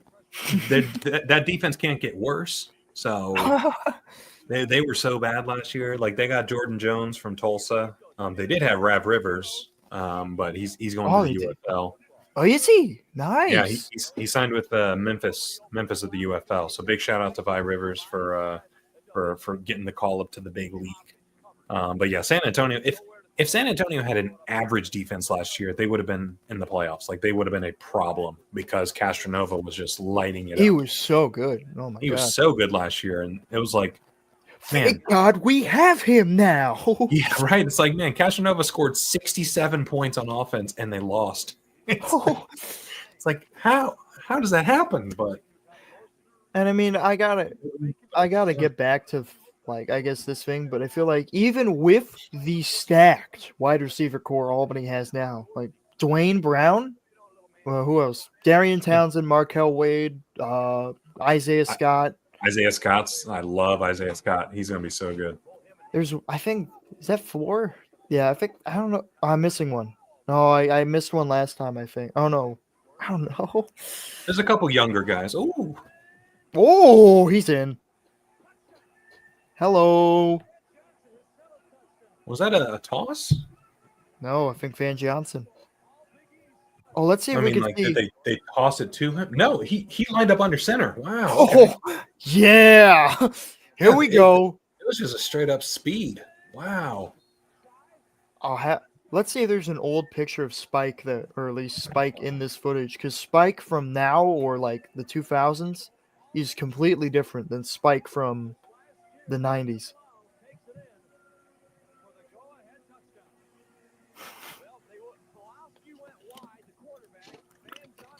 Pulowski went wide. They ran a wildcat in arena football. Hello. Yeah, look, Pulowski's up in the right-hand corner here. They ran wildcat in '99 in arena football. This is arena football, folks. We witness greatness here. Arena. Look at them go. Yes. That didn't break any substitution rules. Like technically, no. It's still fine according to the rule book. Thanks, Don Silvestri. He once kicked a 54-yarder in arena. Sheesh. There were a couple kickers in the 90s that were very, very good kickers. Like it was shocking how good some of these guys He could kick over the net too. I don't know if he did in this game, but there's at least one in the ArenaBall where he did. All right, other ball that I have. Actually, I do have more game balls. Well, not really, but here we go. You love this one. Oh, that's a good one. Lee Hutton game ball. That was the next one. I got this one by Hutton. Well, it's got the printed autograph. Printed, yeah. But I have the Lee Hutton ball. It does feel slippery. It actually does. Oh, look at how high off the net that got. Oh, Barry is done. Why'd you do that? Okay, Chris Lawson. Okay, Lawson. No, that wasn't him. I don't even know who that is. I forgot. Oh, yeah, the Albany fan doesn't know who was on the 99 team. Bang! Oh, Jesus. Hello. McIntyre did not block at all. I think he was outside the 5-yard thing too, or like he was not in. Like, was he? Oh, maybe he was. No, he wasn't. Wow. Chain gang's just running out there now. They're like, we gotta go. Okay, we're there. There he hit on Wagner. Yeah. If you just joined us, welcome. We are watching the Orlando Predators versus the Albany Firebirds from 1999, Week 7 of the 99 AFL season. Browning Nagel just got lit up, so we might be seeing a quarterback change here. Maybe, I don't know. But we're with Defense Kid here from This Week in ArenaBall. Albany Firebirds super fan. You can find him on socials and give him a follow. If you want a good meme, if you want a good no context AFL, no context AF1. Oh, yes. He's your guy for it. I watch that video at least once a month of the compilation of all the no context stuff. It was so funny. Here comes Pat O'Hara. Yeah, I'm pretty sure Browning Nagel separated his shoulder. I said this before, like a couple weeks prior to this game. And I think it got re-injured here. Hurting. Yeah. Anyways, I love this. This ball is actually one of the coolest things because of how quick it got shelled immediately. Right. It's rare. What's weird is that actually all the game balls I had sucked because this one, 22, this is the ball type they used, and it sucked kicking. And they use that exact ball with all the logos and stuff on it. Yeah, this is a game ball, but it sucked kicking, and they chose. Do you want to go with this ball or the ball that they had the year before? And they went with this one. Wow, that's true. That's true. What else I got? Oh, you know what? Here's the fun part. Autograph game balls from the 90s. This one is I don't know what years they were, but these are all autographed. Oh, that's sweet. Is that like the whole team from one of the years? Pretty much. This one is you could just tell this one is before 96 because it has Mike Perez, and then Mike Perez. Freddie Gales is on there. That's an early guy. Pretty sure he's the only number by Albany to have been retired while they were the Firebirds. His number was retired in the 90s. I think Mike Volvo somewhere here. Mm-hmm. But there's a lot of names on here. Calmore Brown, Greg Hopkins. A lot of the guys on this team are on here. Oh, get in there, Cooper. He got wrecked too, man. Yeah, what's weird is that I think I only have one of them that's actually signed by Eddie, but this is the first one I got.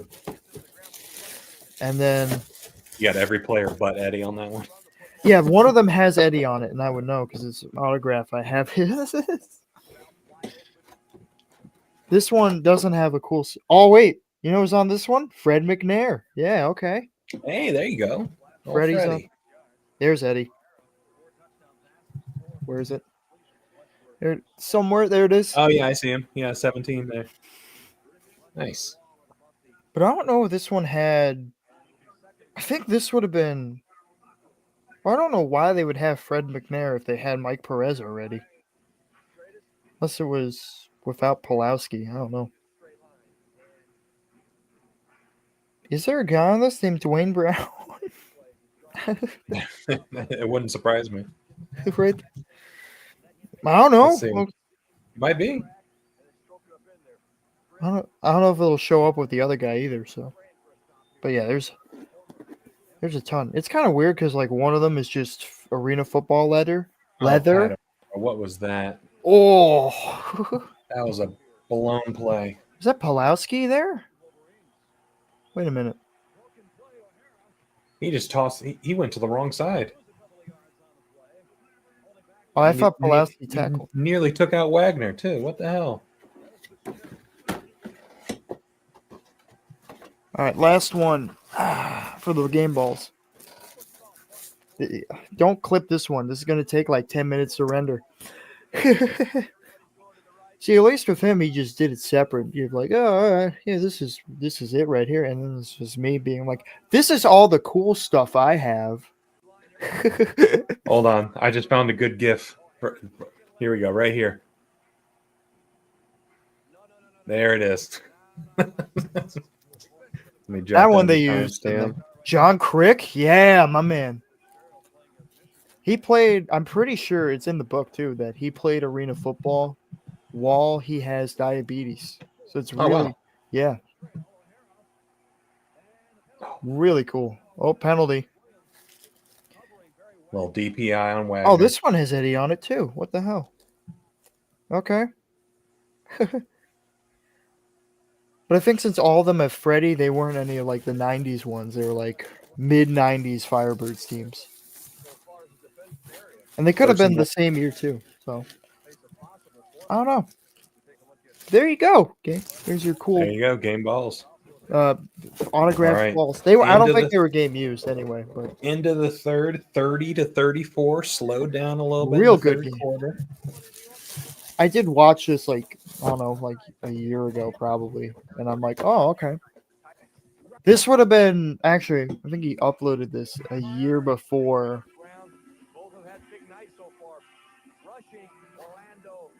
Let's just take a minute to look at these key updates here. Yeah, no turnovers. Well, except for the onside kick. Really. Yeah, I mean that'd be a swing, that momentum swing. That wouldn't be a turnover though. Rushing attempts. That's not my respect about Orlando 90s Orlando Predators. They ran the ball. Like that was a heavy part of their identity. And I mean that's a thing that again Albany's doing a lot now. Yeah. Especially with the threats they had last year. I mean, Trayvon Shorts, wasn't there like that one play where like one of the teams was like, wait, this guy runs the football? Yeah, like they were ground and pounding with what's his name? I'm drawing a blank. Jake on him. Molinich? Yeah, Molinich. They would ground and pound with Molinich, and then they would hand the ball to Shorts like in the middle of the third quarter, and he would Speaking of which, just blow by. Well, did he not get in? I thought he got in. Barry Wagner with a little run there. A wide receiver dive. Might have been. So, I don't know which one to go first because these are the last three. And then done. That's all the cool stuff. Okay. That's all the cool stuff I have. I don't know. Going through the Albany Firebirds time capsule here. I like it. I have 2 signed Eddie things. Oh, he fumbled the snap. Oh, no. Oh. Oh, Pat O'Hara. No, he recovered it. Oh, okay. Dang, man. So this is one you see on like Google Images. I have the Eddie Brown one here. Oh, sick. That's cool. Basic, but that's not the cool one. That's not the cool one. Okay. This one, game against the Red Dogs, I think 1997. This is a real photo. Well, that they enlarged it with cool 90s technology. And because I think my grandpa took it.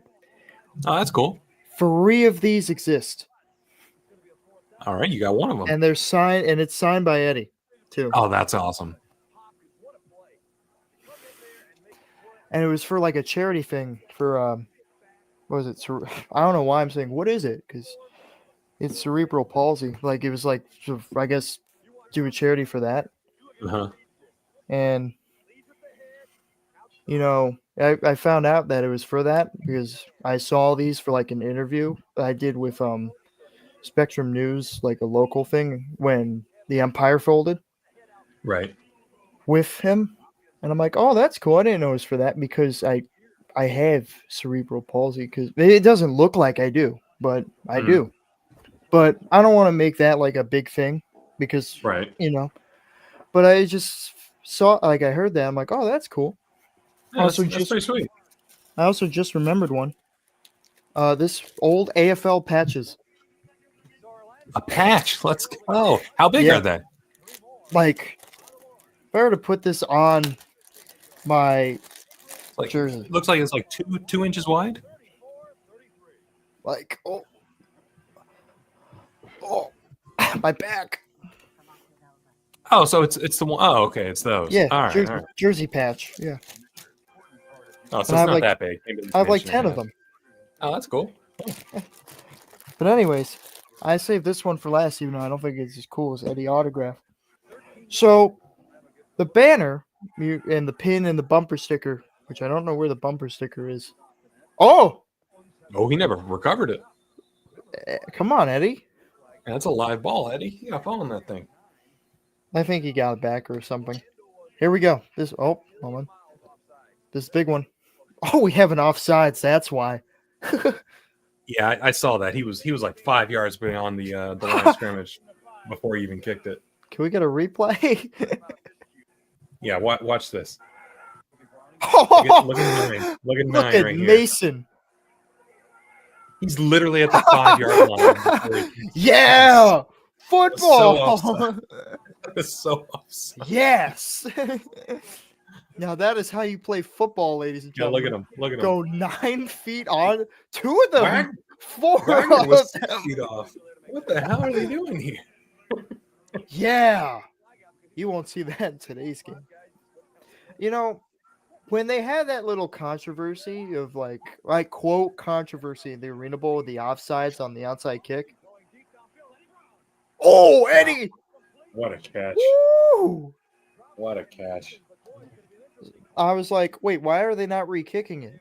Like, what is? Don't they re-kick it? And then I looked back recently on the NAL Championship 22, where they had that happen, and they said they were going to re-kick it, which that's what they said. But then they said, okay, the ball's going to be placed here, first down Albany, and that's probably where I got confused.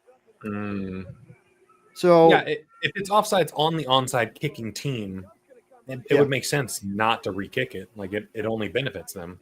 Yeah, that makes that. I think something like that is where I got confused of. Yeah, I still don't get why this is. I don't know if you were one of them, but during the Arena Bowl, I said that like they were holding on Albany all game and they weren't calling it.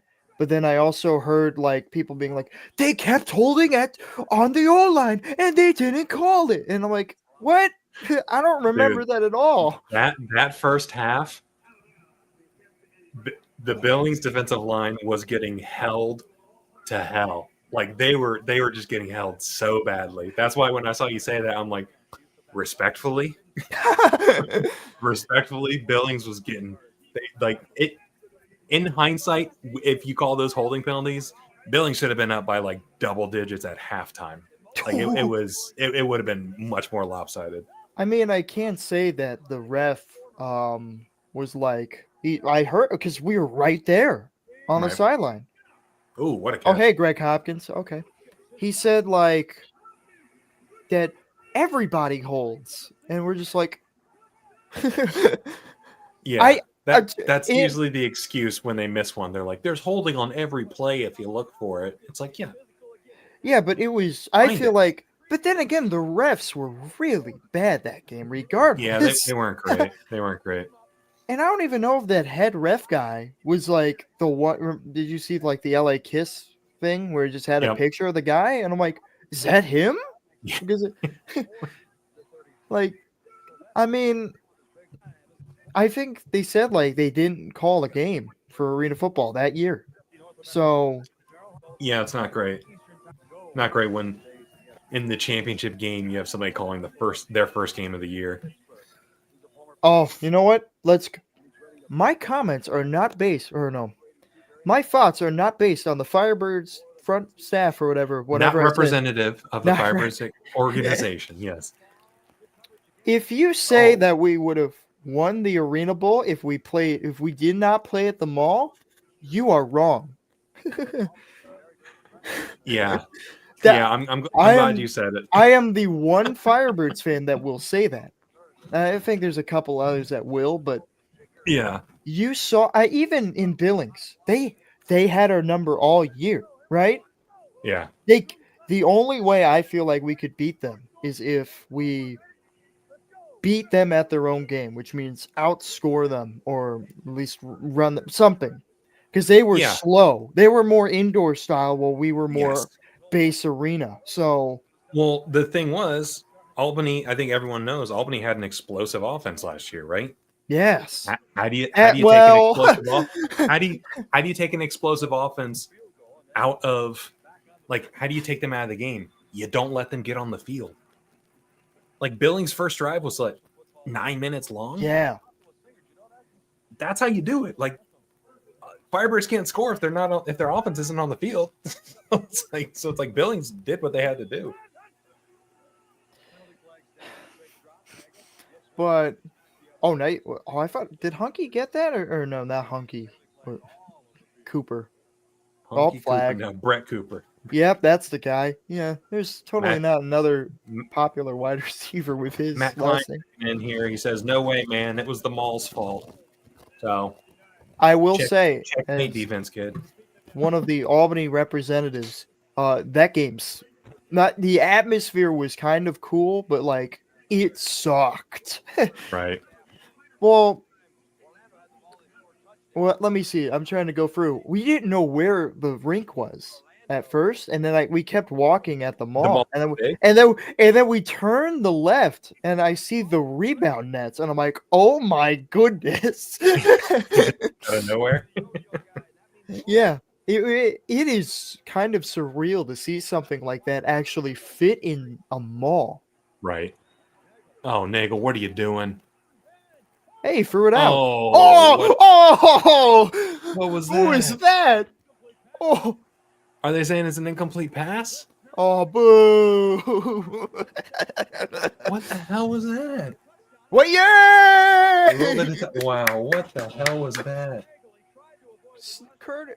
I think it's Chris or Curtis Snyder who got that one. Chris Snyder. Replay. Great angle of this. What are you doing, Nagel?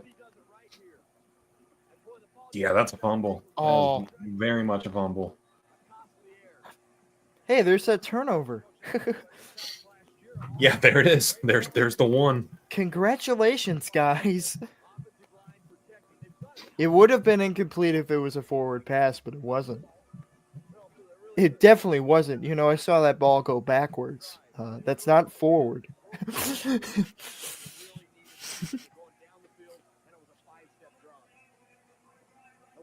Oh, I haven't showed the thing yet, I don't think. The last thing. So, I think I said something about the banner and the bumper sticker and the whatever. So, this is something I'm pretty sure there's only one of, and I think it's the coolest thing I own other than the defense. Look at that. There you are. There you are, right there. Look at that's totally me, guys. No. It Look, does. he's wearing the same shirt and everything. It kind of. I mean, actually, the striping's a little thinner, but it looks. But here it comes. Oh my goodness. 99 or 2000 locker room. This is real. What is that? It's a locker room sign that they would hang, I think, on like the door. That's cool. This is probably like the coolest thing I own. That's pretty sweet. From Firebirds. Nice. Deuce! Deuce it up. He could. Actually, I don't know. I'm trying to think. Would he? Sometimes I would want to imagine, like, what if the Deuce was in 90s or 2000s arena football? Right. I've thought but about that. But then again, it wouldn't, like, be intentional. So, like... Yeah, I think when on the last turf tapes with the World of Football, we talked about, like, I wonder if you go back and count up the deuces that were made, like, what impact would it have on a game? Like in this, it would be 50-33 right now instead of 48-33. Like getting all those deuces to add up, that'd be interesting to see. I'm now just thinking about it because hold on, I'm putting my locker room sign down. Like I'm just getting reminded of Orozco. Oh, you didn't get that. No one got that. But just thinking of how good Orozco was. Orozco was nice. Yeah, he definitely would have been a difference maker in the Arena Bowl. These comments are not representative on the Firebirds front office. The fact that we don't have a backup kicker or dress up a backup quarterback is dumb. Yeah, I mean, I get it. Roster size, roster limitation. Yeah. I get it. But it was shocking to me, like, respectfully to, go Barry. Look at him go. To the guy they signed, like, was he really the best they could find?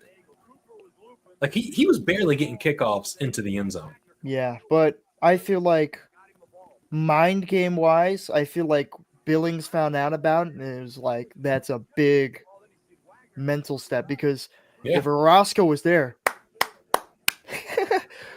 just it's very different. Yeah. Yeah. And then this is just me because I thought, oh, did he get that? Yeah. What a catch. Okay, wait, let's see if he woos. No, he doesn't. I thought he would woo. There's definitely like some in the Arena Bowl. I posted it once, but I don't remember. I would have to go back months to see that, but I don't know. See if we can see the route they ran. Nah, dang it. Looks like they just ran some crossing. I don't know why, because Albany said that. Ooh, what a commercial! I don't think I've seen this one.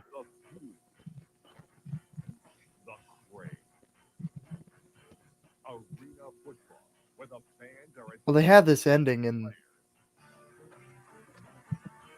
an Arena Bowl commercial. They had that ending, but didn't have the beginning.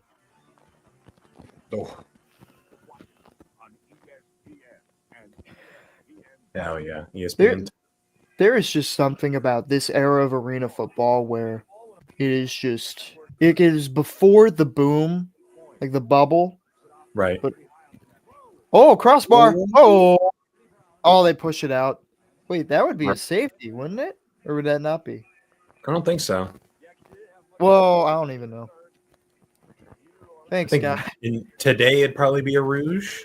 Oh yeah, it would be, especially with the back of the end zone, like not there. Which I don't know why they had it like. I mean, they had it, I think, the entire time, but I know a lot of teams had this, but you don't see it mainly today's game. Like I feel like it's all like hockey rink closed off, or what Albany has in the square, which is the correct arena football boundary, in my opinion. Yeah. And that's one of the things I love about indoor and arena is that you go like arena to arena, the end zone is very different sizes. From like San Antonio's is rounded off on the corners and has an open back, but then Albany's is just a literal big old rectangle. Orlando's is also a big rectangle, but then like Green Bay has extremely rounded corners, so it's. I do like it's ours more than any of the other ones. I feel like because, well, you get more room in the rectangle like end zones than you do in. There's literally more square footage. It makes sense.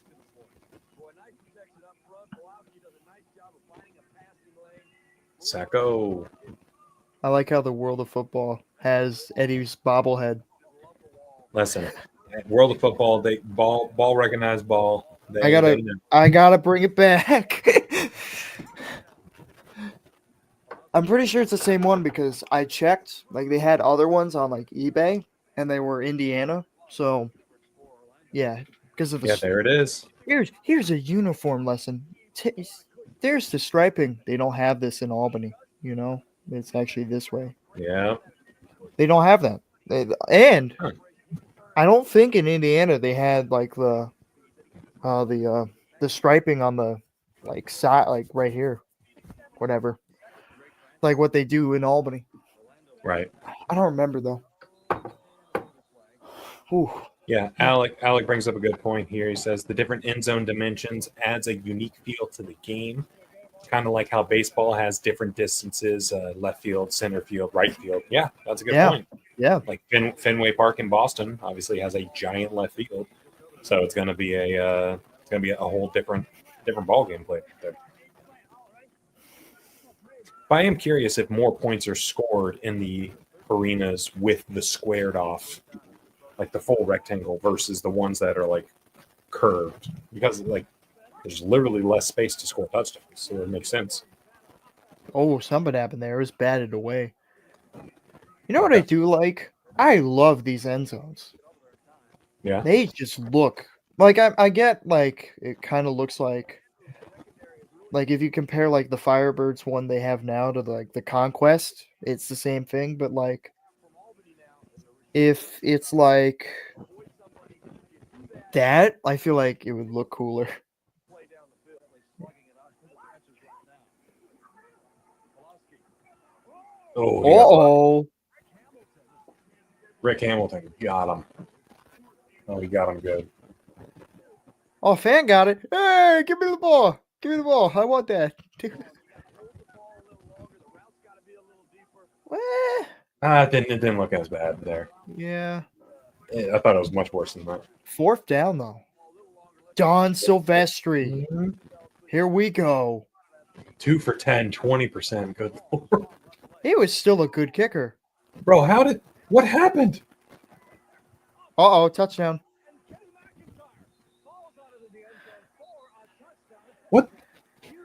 What just happened? He blocked it, and I'm guessing they tried to hold on to it, but it rolled back. Oh, Daly's mad. There's a flag. Oh. Okay, Mike, what do you got up your sleeve? He went untouched. He didn't kick it. They just didn't block him. Look, far right. They just didn't block him. What? I want to And see then McIntyre recovers it. What is this flag on? What just happened? This is How did they not touch him? Daly is mad though. Like, look at him.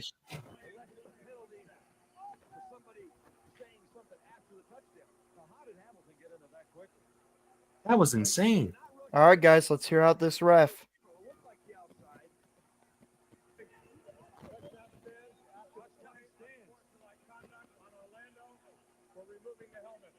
Oh, tough luck. Unsportsmanlike for removing the helmet. Actually, what? Look at this. Yeah, they don't touch him. No. Yup. And he doesn't kick it either. Pulowski gets wrecked in the process. He was probably shocked that he got there a full 2 seconds before the kick was supposed to happen. That's insane. Well, let's see. Are they going to go for 2 or are they going to go for the 1? It's a 2-point They would game. have to go for 2 here. Yeah, they're going for 2. This is going to be the clip for tomorrow on socials, by the way. This whole thing. Here we go. At the 11-yard line. Going for 2 here. They're going for 4. Yeah, 4-point conversion. Oh, intercepted. Picked! Derek Stingley! 2-point conversion! What just happened? Oh, did they not rule it? What? Incomplete? These guys are making up anything. What is this game has gone to hell in the past minute. What happened? Wait, hold on. We're going back to him. Let's see what happens. Oh, timeout. Okay. Wait, what? What? I am so confused. Rewind. Were they not allowed to? Are they not allowed to advance it? No, they have to, unless he was pushed out, which it doesn't look like it, and he never got. He did not stop and or change. I mean, he didn't stop and or change directions because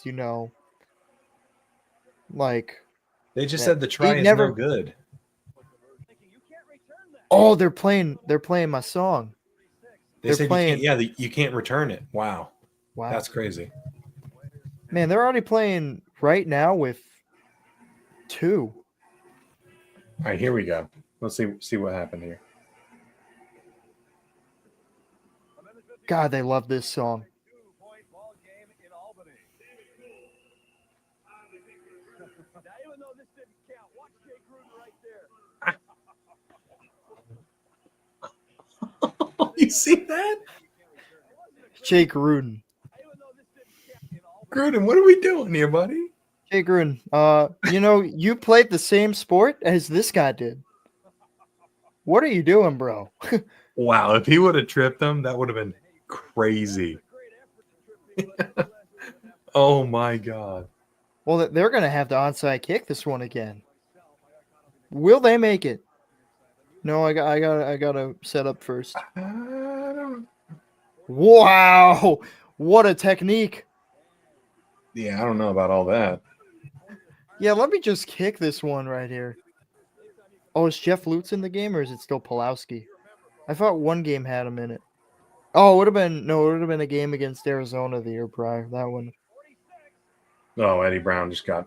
Oh, That was you're good like, separation. oh, he's in. This guy is in. Who threw a ball on him? He just ran a smash concept on him. That's my man Eddie Brown right there. You know, they call him the GOAT for a reason. Oh, He, jeez.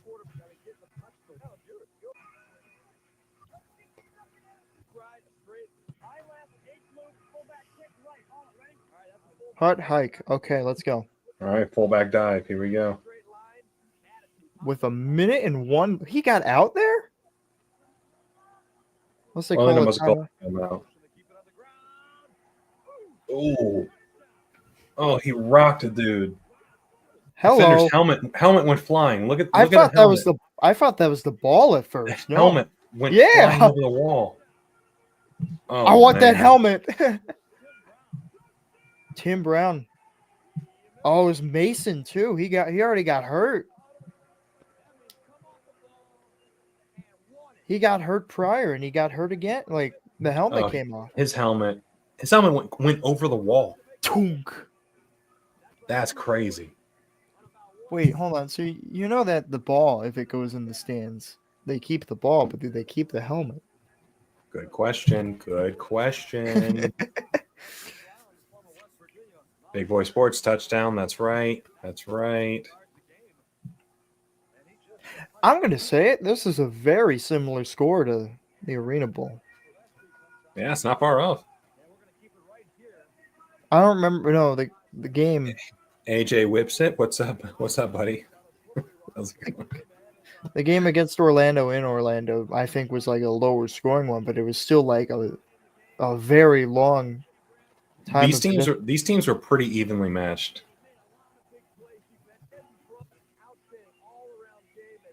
33 receiving yards, 2 touchdowns, 6 tackles. The wide receiver linebacker, that's the position I love the most in Ironman Ball. Oh, look at the fans. Oh, these guys are going nuts. Look at them. They're still playing. All right, final minute here. Final minute. They're still playing Right Now by Van Halen in the background because, you know, they still love that song. Who doesn't, honestly? All right, 52 seconds left. See what they can do here.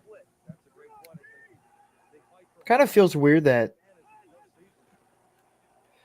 the rivalry between Albany and nice catch. The rivalry between these two teams was gone for 20 years and then immediately came back. Yeah, it doesn't hurt that Prince, Ware, and a handful of other folks were in Orlando, and they didn't have the best time. Well, I mean, even when Albany came back, I mean, Albany was still good, but yeah, Albany and Orlando was always the tough one. And then as soon as we got to 23 and 24, it just ramped up to a whole nother level. Yeah, it boiled over a little bit. Toss it, Nagel. God, with these penalties. Yeah, who cares, guys? Keep it moving. I don't know if I'm gonna get a new jersey like from the Royal Retros because that's where I got the one I have. Get in, Wagner. There you go. Fourth TD of the night. Down by 3. Wagner's so good, man.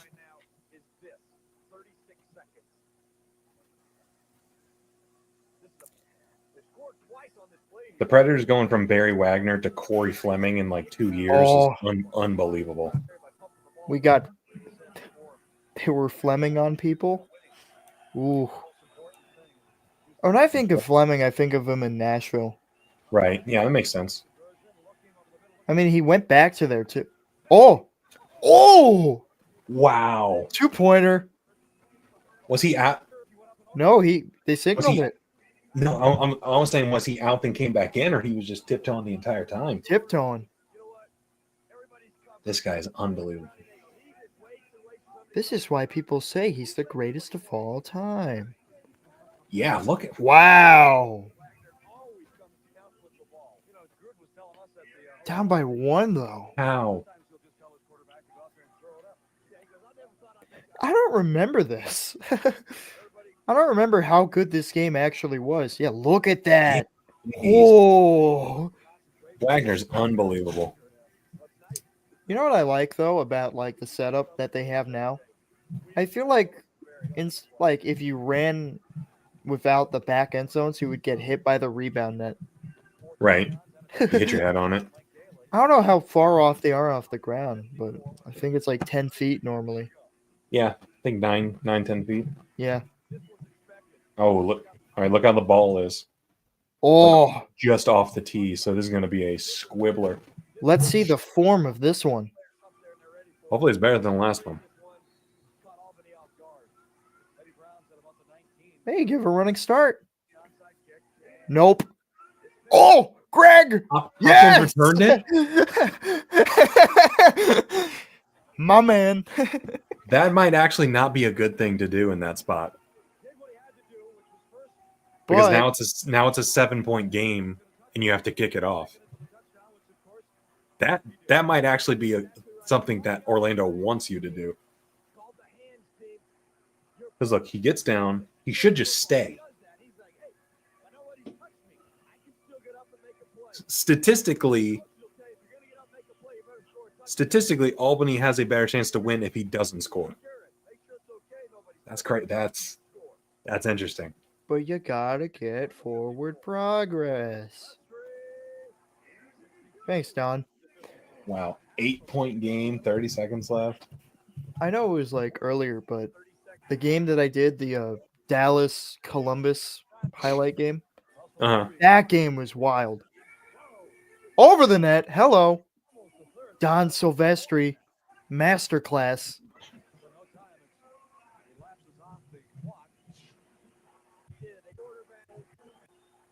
But there was a play after a touchdown that Dallas had. Nice tackle. That the guy jumped up over the boards and sat down in a seat, took his helmet off, and was just chilling like a fan. That's awesome. And then later that game, spoilers, even though I don't think you will care that much. To begin the third quarter, there were 2 straight bar balls in which Columbus, who kicked it off, recovered both times. One of them for a touchdown. 2 straight back-to-back. Oh, and even though it was kind of... Look at that hold. Good Lord. Oh, holding. This hold right here. Oh, yeah, flag. They were holding like crazy. Remember, everyone holds. You know, according to the refs at the Arena Bowl. Everyone does. That's true. It was kind of weird. I don't know if they had mics on it too, but you could hear like the metal going boing off the bar ball. You really couldn't hear much on the Arena Bowl broadcast. Like you could, if I remember correctly, you couldn't hear the refs half the time. Like it was a mess. Oh, you could barely hear them in the rink too. All right, 4th and 1, 12 seconds left. Oh, they really called up. Yay! That's where you call a tight end screen? Are you kidding me? Jay Gruden coaching 49 saw that the entire way. That's crazy. John Crick, my man. That is a psycho call to end the game. But then again, I don't know if they want to push Nagel's arm. Forward progress. Game over. Forward progress, Paul. That's it. Yeah. Final. Go team. Hey, they won. Good job, guys. We grab a screenshot here. Woo! Yeah. Really good game, even though I watched this before and don't remember it. We get a good screenshot of Hopkins talking to the Mets. There you go. That's a really good. Yeah. That'll be the screenshot we use for sure. Awesome. Well, Defense Kid, really appreciate you hopping on here. This was fun. Where can people follow you on socials? So I am at Week in ArenaBall, I think, for both. That's Week in ArenaBall. Actually, and then on YouTube, it's at This Week in ArenaBall. Okay. No spaces. And then I also found out that the official AFL name was taken to be Travell Gaines's Athletic Gains account, and they swapped it. Yeah, and I noticed this, and I'm like, oh, I'm taking it, and so I did. So if you look up official AFL, it won't be the Arena Football League. It will be Arena Football Scorigami, because that's right, folks. I'm doing that still. Let's go, Scorigami. You're doing the Lord's work. We'll put it in the description here. So if you're watching a replay of this, go give them a follow. Yeah. The Scorigami. It's a lot of box score reading. It's a lot of hard work. But once it's done, it's going to be pretty sweet. So I'm excited to see that. I'll have to start working on it more, only because like I wanted to do more before I went back to school because right. But Makes I didn't sense, really get a chance to. I think I actually have it open. I don't know if you'll mind this, but I think I could present it quickly just because you can see what the process is. Yeah, give us an idea real quick. All right, let me see if you can share the screen. Hold on. Hopefully it'll work. Yeah. Here we go. Okay. I don't have the other tab. I actually closed it. But basically what I do is I go to Arena Fan. And, shout out to Arena Fan. I go through all the schedules, and whatever game they have, I use. And then I painfully write down every score that has happened and see if it's ever happened before. And I've gone through it. I've gone through 96. So far, from my counting, there's been 451 Scorigamis. But what I do is once all the names and teams are there, although I don't have dates, I would just go like 32, 31. That one's happened twice. And then you go back and then you see, oh, that's cool. 14. And then you would go, no. And then you write number 2. Let me see. There's one that never happened. Real quick, just so we could see. There we go. So that one never happened. You would write yes. And Scorigami number was 452. Yep. Wow. And my job, I guess, is to go through all the AFL games, including 24, all the AF2 games, and then eventually, as you can tell by here, AF1 will count for it. You'll get there. And hopefully by this time in 2 months, then. Alec is offering some help if you need it. So he said he's got some Excel know-how, would love to assist. So could be something you guys work on. So Alec, reach out to Week in ArenaBall, see how that can work out. But I'm excited to see this. This is going to be pretty cool. Yeah, I hope I'm able to get it done before the season starts, but I don't know. But we'll see. I mean, it's still 2 months away. If I just get through like a season every year, then it could work. Yeah, or every day or something. You'll get there. Well, especially as we get in the 2010s, less and less teams. You'll be flying by some of those years. Yeah. But man, really appreciate you hopping on here. It was cool to watch this old Orlando Albany game, and everyone go give them a follow. Arena season's rocketing towards us. Like I said, it's going to be here before we know it. So super excited to dive into it, and we'll be in touch. And we'll wrap up the stream here, guys. Really appreciate it. Like, subscribe, follow. All the things and stuff. Do it here, do it there, do it everywhere. We'll see you around. See you on socials. Till next time. Bye.